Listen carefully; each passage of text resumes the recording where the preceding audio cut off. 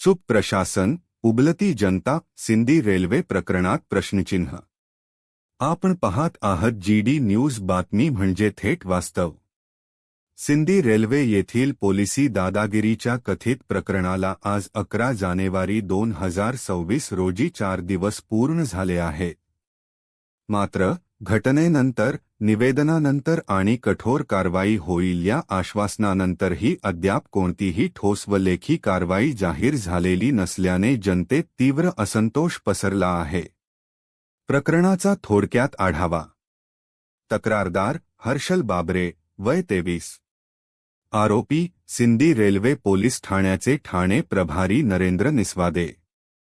7 जानेवारी रोजी नेहरू शाळेजवळील स्टेडियम परिसरात कोणताही गुन्हा नसताना सार्वजनिक ठिकाणी मारहाण करून तरुणाला पोलीस ठाण्यात नेल्याचा आरोप आहे। 8 जानेवारी रोजी या प्रकरणी अधिकृत निवेदन देण्यात आले। आज 11 जानेवारी 2026 रोजी नेमकी स्थिती काय? घटनेला 4 दिवस पूर्ण। निवेदनानंतरही निलंबन, FIR बाबत स्पष्ट आदेश नाही। चौकशी सुरू असल्याचे संकेत, पण लेखी निर्णय नाही।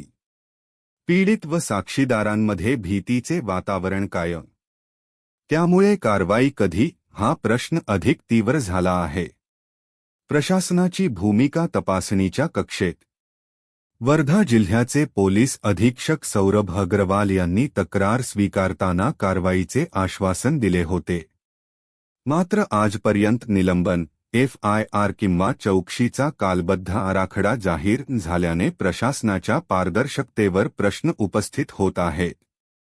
जनतेचे थेट प्रश्न: कायदा सर्वांसाठी समान आहे का?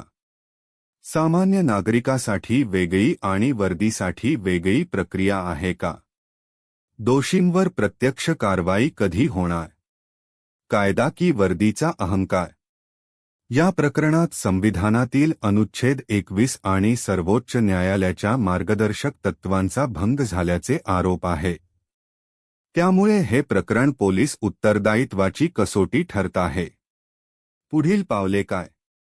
वरिष्ठ स्तरावर पाठपुरावा। मानवाधिकार आयोगाकडे पुनरावृत्ती।